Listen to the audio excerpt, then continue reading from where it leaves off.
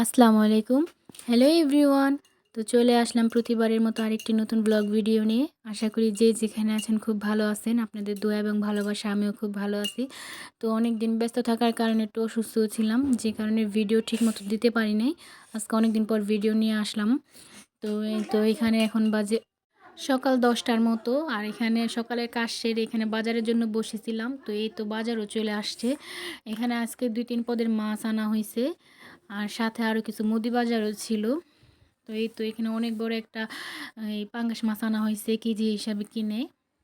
সেটা এখন আমার শাশুড়ি দেখতেছিল। আর এগুলো এখন আস্তে আস্তে ভাগ করবে। আর মাছগুলো খুব তাজা ছিল। বড় মাছ বাড়িতে মহিলা মানুষ কাটতে গেলে একটু অসুবিধাই হয়, যে কারণে বাজার থেকে কাটায় আনা হয়েছে। এই তো এক তোর তাজা ছিল মাছটা। তো এটা আমি দেখতেছিলাম এখানে কেমন মাছ, প্রায় আধা ভুল হয়েছিল এই মাছটা। ভিডিওতে এখানে অল্পই দেখা যাইতাছে, কিন্তু এটা সরাসরি অনেকগুলো মাছ ছিল এখানে। আর এই তো এখানে কিছু নল্লা মাছও ছিল। এগুলো কাটায় আনছে, 3টার মতো ছিল নল্লা মাছ। আর এইগুলো এখন আমার শাশুড়ি এক এক করে ভাগ করে ধুয়ে দিব। আর এখানে কি রান্না করব সেটাও আমি আজকের জন্য রেখে দিব। আর পাঙ্গাস মাছটা আমাদের বাড়িতে সবাই খুব পছন্দ করে। এটা এটা রসুন মরিচ করে খেতেও ভালো লাগে, আবার সবজি দিয়ে রান্না করলেও ভালো লাগে। পাঙ্গাস মাছটা বাড়িতে রান্না করলে আমার ছোট বাচ্চা মেয়েটা আছে, ও খুব পছন্দ করে এটা। যেহেতু বাচ্চা মানুষ সব মাছ খাওয়ানো যায় না, তো এই পাঙ্গাস মাছটা ওরে খাওয়ায়। ডাক্তার ওরে পাঙ্গাস মাছ খাওয়াইতে বলছে, এটা নাকি শরীরের জন্য খুব ভালো, বাচ্চাদের জন্য। আর এখানে আমার মেয়ের জন্য একটা সেরেলাক আনা হয়েছে। তো আমাদের এখানে মুদি বাজারও চলে আসছে এখন। এখানে কিছু কাঁচা বাজার সদাইও ছিল। এই তো এক খাঁচির ডিম, এটা সবার আগে রাখা হয়েছে, যেহেতু ডিম ভেঙে যেতে পারে তাই আলাদা করে রাখা হয়েছে এটা। আর এখানে 5 কেজির মতো আলু ছিল, সাথে আদা রসুনও ছিল। আর ভিতরে আরেকটা ব্যাগ আছে, ওইখানেও পেঁয়াজ মরিচ ছিল। তো পেঁয়াজটা আমি এখন আর বের করব না, ব্যাগের ভিতরে রেখে দিব। এটা পরে আমি বের করে নিব। এই তো পেঁয়াজটা।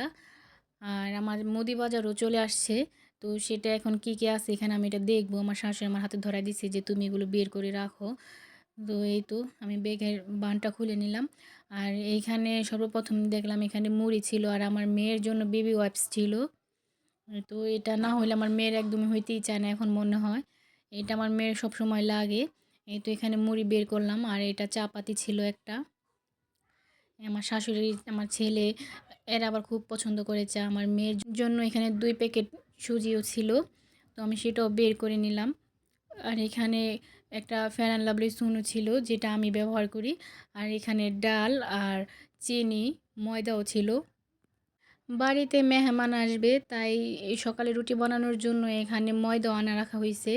তো এই তো আমার টোটাল বাজার এই তো এখানে এইগুলি ছিল। তো এই তো তারপর অফ ক্যামেরায় আমি আমার বাজারগুলো গুছায় রাখছি। এখন কি রান্না করব সেগুলোই প্রস্তুত করে নিতেছি। এখানে আমি পাঙ্গাস মাছ, সিম আর আলু আর ফুলকপি দিয়ে রান্না করব। তো এগুলি কুটে কেটে নিতেছি। রান্না করতে তেমন একটা সময় লাগে না, যতটা সময় যায় কুটা বাছা করতে করতেই সময় চলে যায়। তো এখানে আমি যা যা লাগে সব কিছু রেডি করে নিতেছি এখন। আর এই ভিডিও করার পিছনে আমার ছেলে অনেক সাহায্য করে আমাকে। ও মাঝে মাঝে আমাকে খুব ভালো ভালো ভিডিও বানিয়ে দেয়। আমার বাচ্চাটা ছোট হলো, মাশাল্লাহ বললে সাথে সাথে ভিডিও রেডি করে দেয় আমারে। যেহেতু বাড়িতে মেহমান আসবো, তো এখানে আমি অফ ক্যামেরায় সকাল সকাল একটা মুরগিও রেডি করে রাখছি রান্না করার জন্য। তো ওটা আমি কোটা বাছা করে রেখে দিছি। এই ভিডিওগুলো অনেক দিন আগেরই করা ছিল। তো ভিডিওগুলো সময়ের কারণে আর ভয়েস এডিটিংয়ের কারণে আমি ভিডিওগুলো সময় মতো আপলোড করতে পারি নাই। যারা ভ্লগ ভিডিও বানায় তারা জানে, ভিডিও ছাড়ার আগে অনেক টুকটাক কাজ থাকে। তো সেগুলো কমপ্লিট করতে পারি নাই বিধায় আমি ভিডিওগুলো আপলোড করতে পারি নাই সময় মতো। তো যে কারণে একটু সমস্যা হয়েছিল। তো এখন আবার নিয়মিত ভিডিও ছাড়ার চেষ্টা করব ইনশাআল্লাহ। এখানে আমি 2টা বেগুন নিয়ে নিছি। এই বেগুন 2টা ভেজে আমি ভর্তা বানাবো। আর এগুলো তরকারির জন্য রাখছিলাম। এখন দেখলাম এগুলো অনেক বাড়তি হয়ে গেছে, যে কারণে তরকারিতে দিলে ভালো লাগতো না, সিদ্ধ হইতো না ভালো করে। তো এটা তার জন্য এখন ভেজে ভর্তা বানিয়ে নিব, এই কারণে কেটে রাখলাম। আর এখানে এখন আমি পেঁয়াজ মরিচও কেটে নিব।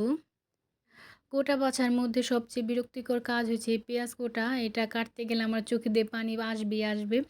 তো যাই হোক, কাটতে তো হইবই।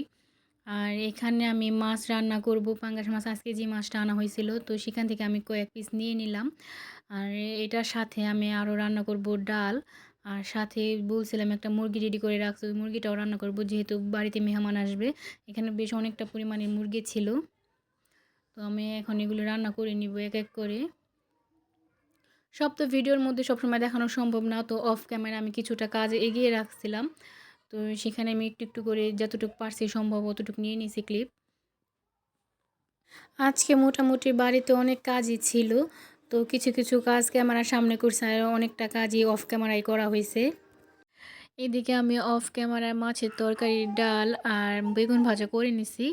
এখন শুধু আমার মাংসের তরকারি বাকি আছে, তো সেটাও আমি রান্না করে নিব এখন।